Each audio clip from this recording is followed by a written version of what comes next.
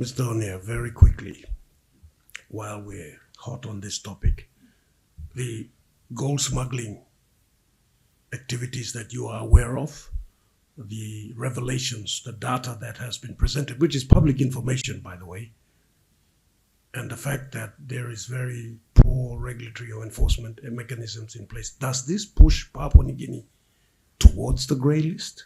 Could that be a statement that could be made? Mr. Onea, from your own experience or knowledge of this?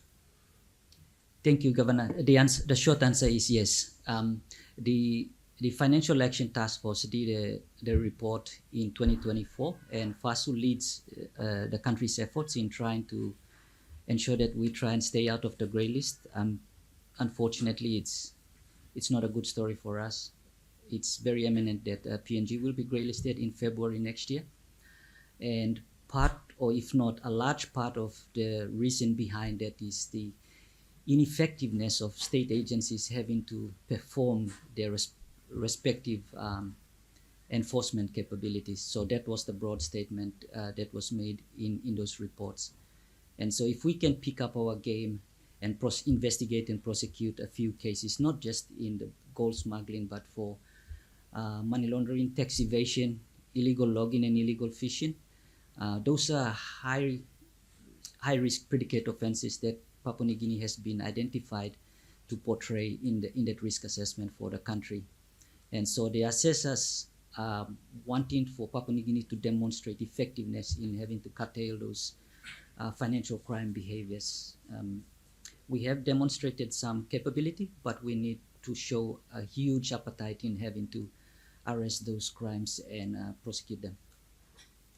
Very quickly, your organization, with its efforts and capabilities, is it able to pinpoint the particular bad actors in this particular area, say, for instance, in the alluvial mining sector?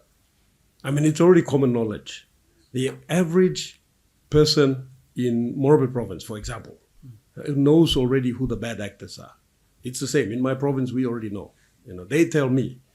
So I'm assuming that your organization would also have this and have well-developed intelligence, I would say, based on the information you have available. Therefore, would you be able to say, these are the bad actors? And then with that intelligence, you pass it on to the regulatory entities. I would assume IRC, Customs, Police, MRA, Immigration, Labor. And then those organizations are responsible for reviewing this intelligence and then determining who the specific individuals are. And most of them are foreign actors. They would have, obviously we can't deport a Papua New Guinean, but we can deal with the foreign actors that are here, no doubt in breach of their visa requirements and labor permits, the work permits, etc. Your thoughts on this, please, and then if other members of the panel wish to ask questions, they may do so. So, in short, the answer is yes. The intelligence that we normally send to the law enforcement bodies or the regulatory bodies are what we call persons of interest or entities of interest. So they're very specific.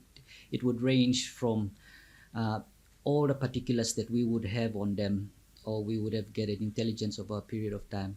So the intelligence are very comprehensive and are very specific in terms of persons of interest and entities of interest, and that includes which countries they are coming from, or which region, if you like, they come from. So yes. Thank you, Mr. Onea. So besides being strategic intelligence, you also have tactical and operational intelligence, basically the names of the companies and individuals. Yes. We do that, and we are required by law to do that as well. Our own effectiveness is assessed by our international counterparts. So on an yearly basis, we have to demonstrate our intelligence capabilities in terms of operational and tactical, yes. Once again, Edric Ogomeni is my name, and I'm in charge of intelligence with FASU. We've been operational for the last 7 years.